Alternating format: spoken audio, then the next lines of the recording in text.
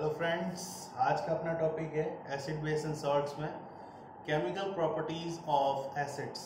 Chemical properties का मतलब क्या है कि केमिकल्स के साथ एसिड की कैसी रिएक्शंस होती है। ठीक है, तो कैसी रिएक्शन होती है वो अपन पढ़ते हैं। पहली रिएक्शन होती है रिएक्शन विथ मेटल्स। एसिड की जब मेटल्स के साथ रिएक्शन करवाई जाती है तो साल्ट और hydrogen as a by product बनते हैं। ठीक है, एसिड मेटल के साथ रिएक्ट करता है तो मेटल क्या करता है, हाइड्रोजन को वहाँ से रिलीज कर देता है एसिड से और साल्ट बना लेता है और हाइड्रोजन यहाँ पे अपने को रिलीज फॉर्म में मिलती है।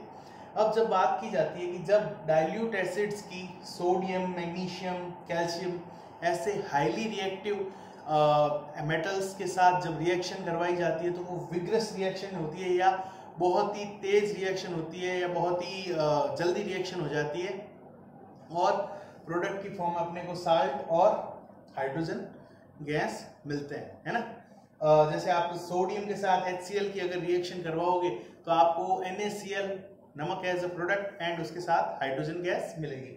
उसके बाद बात करते हैं कि एल्यूमिनियम है, जिंक है, आयरन है, ये थोड़े मॉडरेट रिएक्टिव एलिमेंट होते हैं, ज़्यादा रिएक्टिव नहीं होते।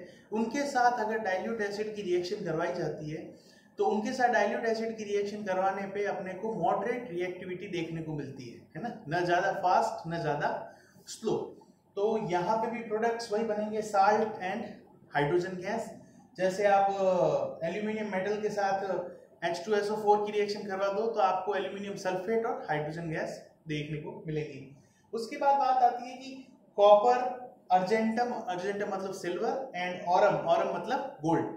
जब कॉपर, सिल्वर, गोल्ड इनके साथ अगर रिएक्शन करवाई जाती है डाइल्यूट एसिड की तो अपने को रिएक्शन देखने को नहीं मिलती, क्योंकि डाइल्यूट एसिड के साथ ये नॉन रिएक्टिव मेटल्स होती हैं और रिएक्ट नहीं करती। अब मेन यहाँ पे एक और बात आ रही है कि डाइल्यूट एसिड्स क्या होते हैं, कंसंट्रेटेड एसिड्स क्या होते हैं। डाइल्यूट एसिड वे एसिड होंगे जिनमें अमाउंट ऑफ वाटर ज्यादा होगा, मतलब आप एसिड का अमाउंट तो कम रख रहे हो और वाटर का अमाउंट ज्यादा रख रहे हो तो उसको डाइल्यूट एसिड बोला जाता है या डाइल्यूटेड सॉल्यूशन बोला जाता है।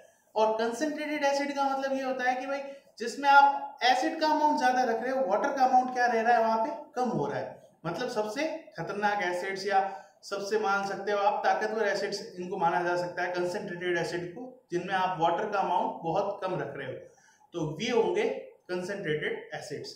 तो बात आती है, ये तो थी डाइल्यूट के साथ रिएक्शन। कंसंट्रेटेड एसिड के साथ कॉपर रिएक्शन करता है। जब आप कॉपर की रिएक्शन कंसंट्रेटेड H2SO4 के साथ करवाते हैं तो वहां पे आपको as a product sulphur dioxide gas और कॉपर सल्फेट का सॉल्यूशन मिलेगा।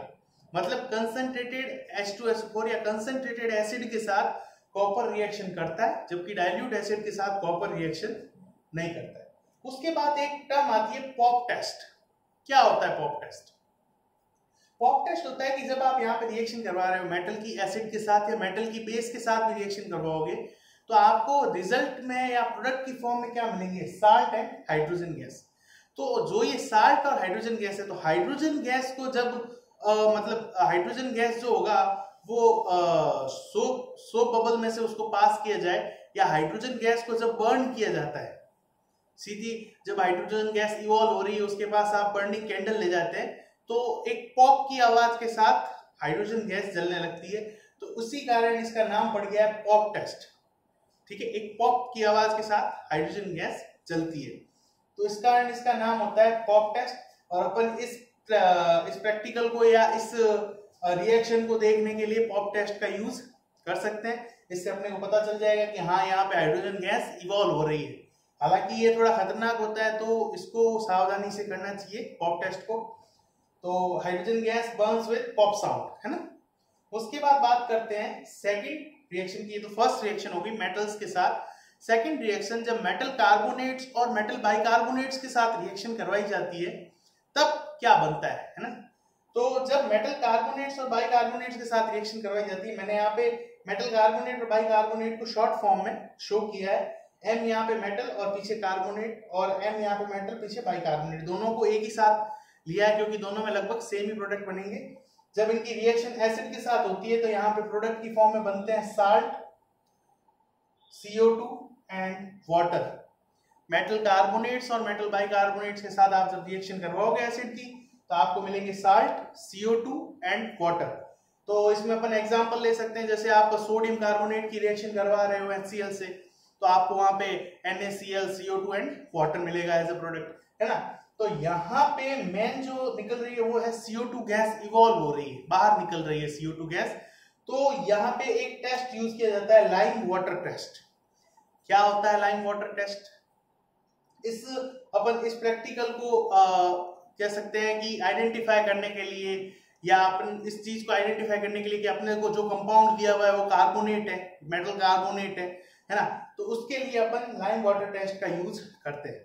लाइम वाटर टेस्ट में क्या किया जाता है, यहाँ से जो CO2 इवॉल्व हो रही है इसको पास किया जाता है लाइम वाटर में। लाइम वाटर होता है कैल्शियम हाइड्रोक्साइड।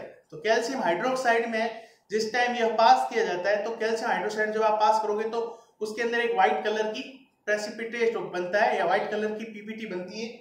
तो व्हाइट कलर की PPT होती है वो कैल्शियम कार्बोनेट के कारण बनती है, और साथ में water as a by product present रहता है। तो कैल्शियम कार्बोनेट और वाटर एज अ प्रोडक्ट बनते हैं। यहाँ पे कैल्शियम कार्बोनेट की व्हाइट PPT अपने को देखने को मिलती है और सॉल्यूशन मिल्की टाइप का हो जाएगा। उसके बाद भी अगर आप CO2 को पास करवाना जारी रखते हो, या CO2 का एक्सेस अमाउंट पास करते हो, तो ये जो कैल्शियम कार्बोनेट है ये वाटर के साथ रिएक्ट करके कैल्शियम बाइकार्बोनेट बना लेता है, और कैल्शियम बाइकार्बोनेट के कारण अपने को सॉल्यूशन मिल्की दिखाई देता है, या मिल्कीनेस सॉल्यूशन में दिखाई देती है, और अपन कहते हैं कि जो भी कंपाउंड अपन ने लिया था वो मेटल कार्बोनेट था या मेटल बाइकार्बोनेट था। तो मैं इस टेस्ट का यूज किया जाता है इनऑर्गेनिक एनालिसिस में। इनऑर्गेनिक एनालिसिस में जब अपन पता करते हैं कि कोई भी सॉल्ट अपन ने ले लिया या कोई भी अपन ने कंपाउंड ले लिया, उसमें कौन कौन से आयंस प्रेजेंट है या कौन कौन सा उसका कंपोजिशन क्या है, तो उसके लिए कार्बोनेट आयन की प्रेजेंस पता करने के लिए अपन लाइम वाटर टेस्ट का यूज इजीली कर पाते हैं। तो ये होते हैं अपने reaction with metals and reaction with metal oxide and reaction with metal carbonates and bicarbonates, है ना। उसके बाद अपन नेक्स्ट क्लास में इसके आगे की प्रॉपर्टीज पढ़ेंगे। अभी के लिए इतना ही, थैंक यू।